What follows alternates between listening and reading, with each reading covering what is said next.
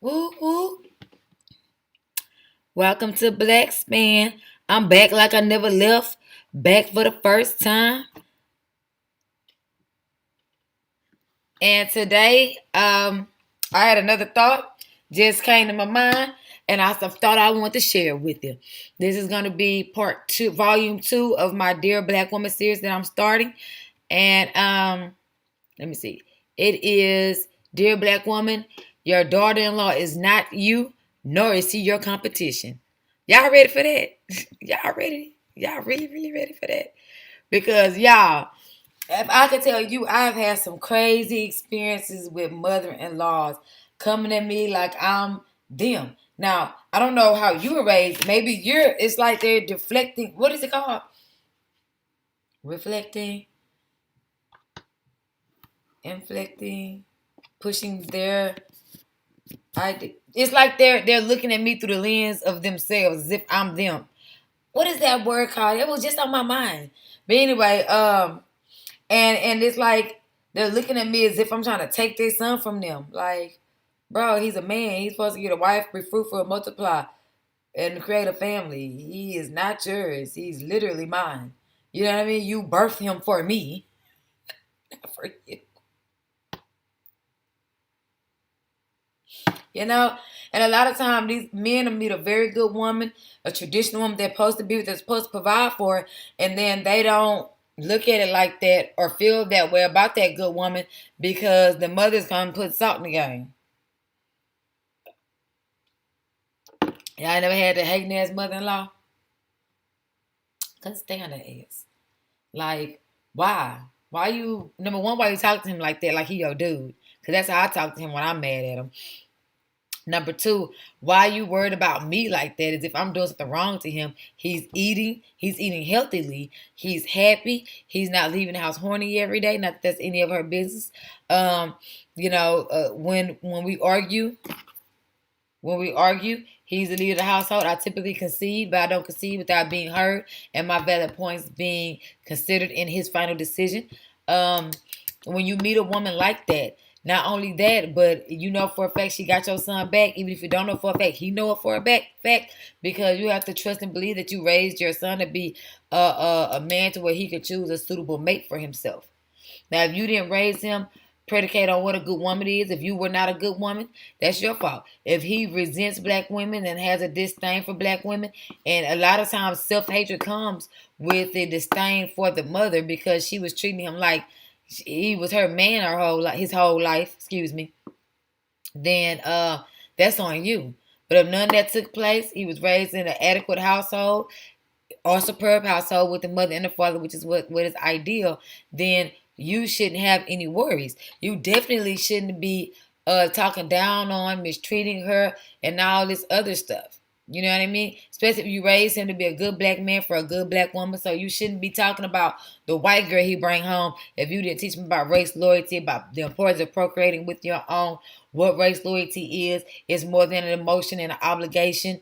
You know, if you didn't go into details about that during his upbringing, don't be mad when he bring home patty mayonnaise. You know, you have to instill in him the righteousness of a man and the pathways a man is supposed to take, whether his father is in the picture or not. Unfortunately, that still falls on you.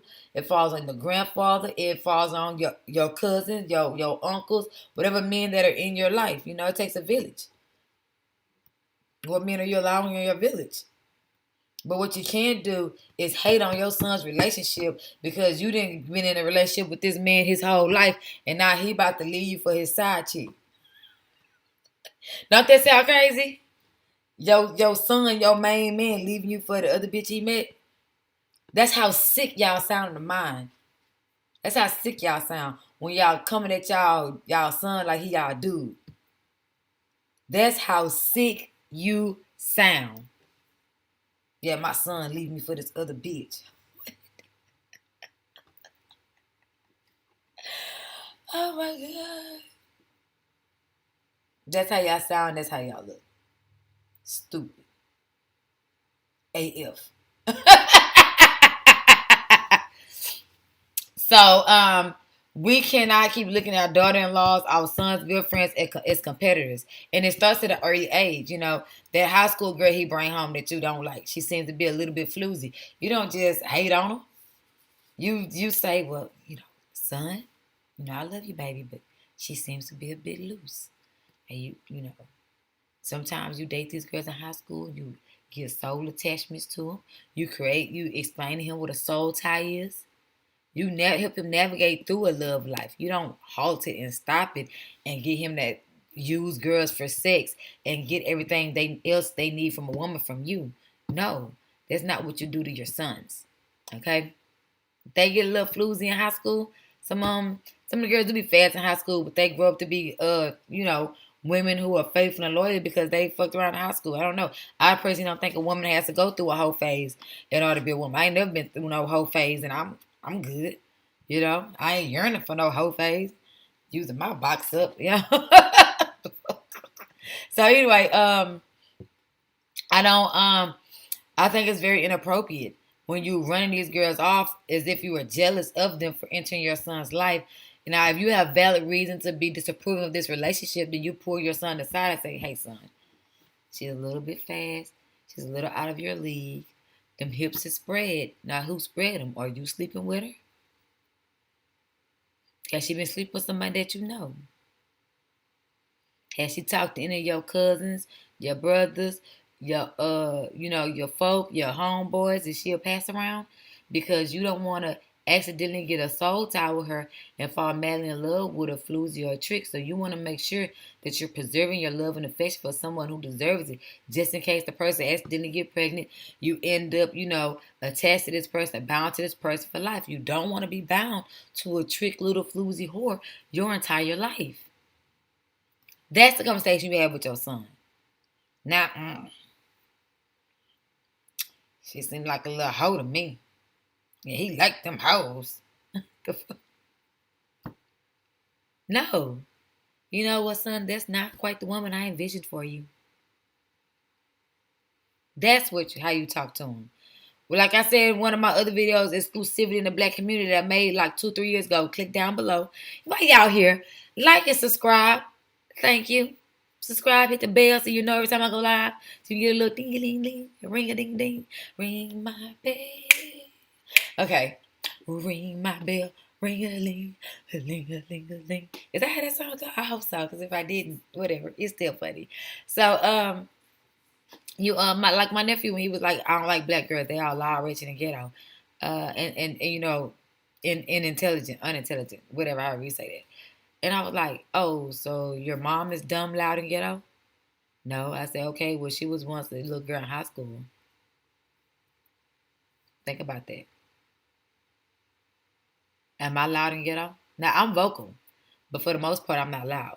So, am I loud? Do I be yelling at y'all? I do. But I don't know, for some reason, I feel like you can't hear me because I don't have, like, the speakers and the microphones and stuff. So, I feel like I have to talk, like, exceptionally loud to audiate within my audience. No. but am I ratchet, loud, and ghetto? I was in ninth grade, too. My daughter, she's I don't want to use the word meek out of turn, but she's a very classy, very debonair, very astute young woman. Is your cousin loud and ghetto? No? Oh, okay. Well, isn't she a little black girl? So you don't write them off on them all because you're in a disenfranchised community where the most of the women, young girls that you're growing up around are black. Your job is to find the ones that are not, because they're all not like that. And if you are only associating with ghetto girls, that means you are hanging around a group of ghetto degenerate guys. Because birds of a feather flock together. So maybe you should change your friends and hang out with the ones that's in math leagues, that are in academic clubs, that are in gents and social clubs like that. And then watch the different type of girls you come across. That was my advice to him. So we have to stop trying to hold on to our sons because they're ours. No, they're not. They're themselves. They are theirs. You need to put into them what they need to make it. You can't run off if it's Tom, Dick, and Harry, then who are the girls? Lisa, Mary, and Amber? He can't run him off, man. You can't stop him from wanting to take his money and take care of her instead of you. Your son, your Valentine's Day present should not be coming from your son, and you can't get mad when his money is not spent on his girlfriend for Valentine's Day. Because like on the cool, I avoid guys that are dating their mothers. You ain't got time for me because you always taking your mama somewhere. I avoid that type of stuff because I'm not fit to compete with a dude that's been in a relationship with his mama for 25, 30 years. I'm not gonna do it. I can't do it because y'all been dating each other for 30 years. I can't compete with that. I cannot. And she gonna run me off. She gonna run me smooth out. Because one thing about it, I'm not gonna sit down while my man and his mama go on all the damn adventures. I'm going to. And your mama not gonna want to sit in the back seat, and neither am I. So I don't need no man that's dating his mama. No woman wants a man that's dating his mama. And that's not necessarily a mama's boy. Or is that a criteria of being there? That's a prerequisite to being a mama's boy. You gotta be dating them. Yeah, so I don't do that. Me and my mother go on outings sometimes. I don't date my mother. You know what I mean? I take her out sometimes. Sometimes we play dominoes. Sometimes we go drinking. Sometimes we just sit and gossip about everybody in the family because my family got a lot of tea. And if you give her enough crown, she'll tell you the stuff she wasn't never supposed to tell you. I heard some family secrets, baby. But my mouth is sealed until my daughter come around bribing me with Patron and getting the family secrets out of me. And that's a good 40 years from now. So, you can't be jealous or acting standoffish with your son's girlfriends because you feel like you're not getting his attention as much anymore. It's not his attention you're supposed to be getting. Baby, go get you a man.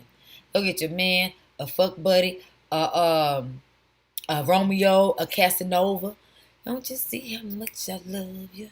You got to go get you a woman because your daughter-in-law is not your competition because she is not taking your man from you, nor is she you. So you cannot project your negative attributes onto your daughter-in-law or onto your son's potential mate.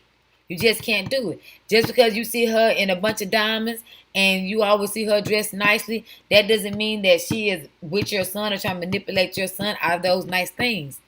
It depends on the age. Her mama probably be getting her the nice stuff. And if she's a grown woman, she's probably raised on nice stuff. So for her, that nice stuff is just regular stuff.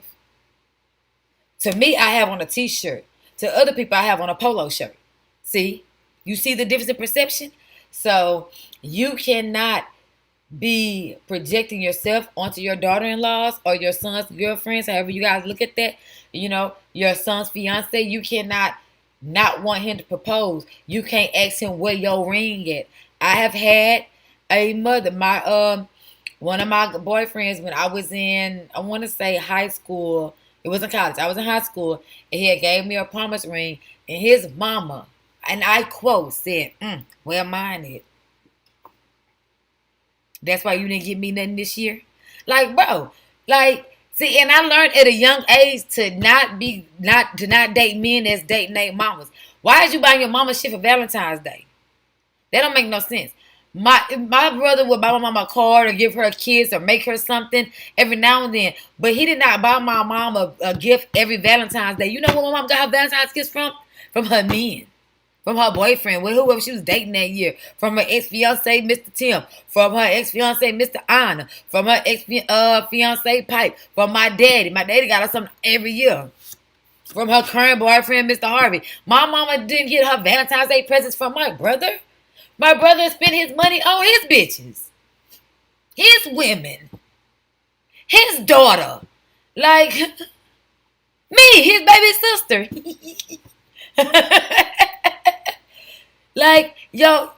Your daughter-in-law, your son's girlfriend, whoever your son is dating is not your competition. She is not taking your son. You have to change that ideology within your mind. You have to change your mentality, your conditioning, whatever it is you done to yourself, when you mentally fucked yourself when you became a single parent of a guy.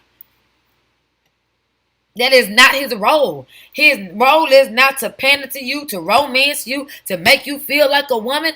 Like that shit, that's borderline incestuous activity. I don't care if it is just mental. It's incestuous. Girl, you having a mental relationship with your son, man. That shit is fucking sick. Think about it. Think about it. Your man can't, your son, yo, I said your man. Lord have mercy. It's the rubbed off on me. Your son can't even take another woman on a date because he always with your motherfucking ass drinking, shooting the shit, all this here stuff. Come on now. Take your motherfucking ass home. Where is your man at? God damn. Go somewhere. Shit.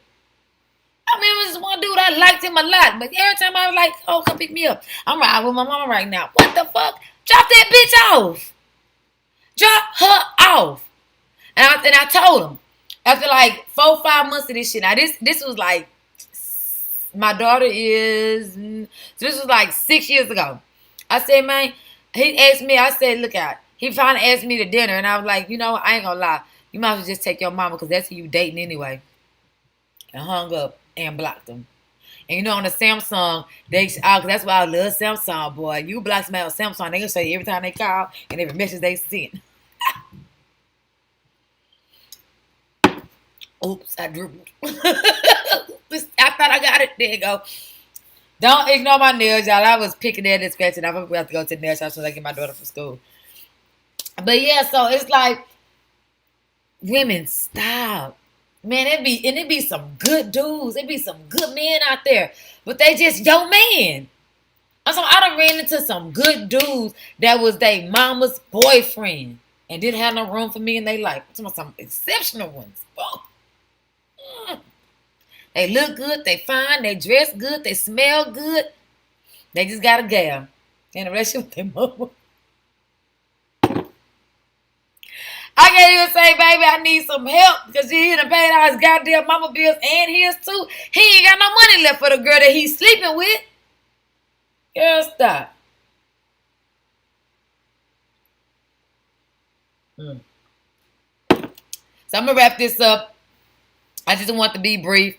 Yo, your daughter-in-law was sent from the heavens to love your son and to be there for your son. Now, that's the one that not so much as enable him, but encourages him. Not so much as worships him, but give him the attributes and emotions that he needs to feel like a man.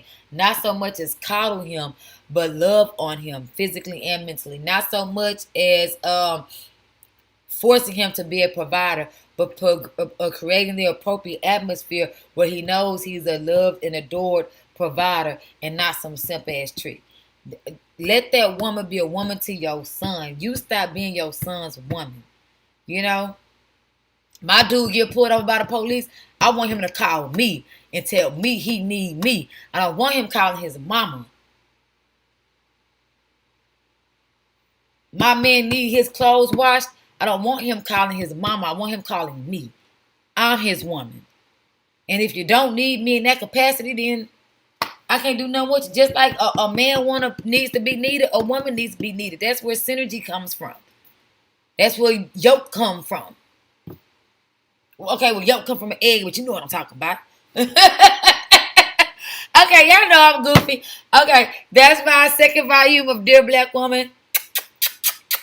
Wait a minute, I'm crunk, huh?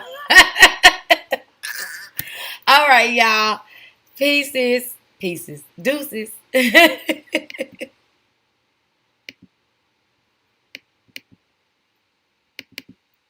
It's coming.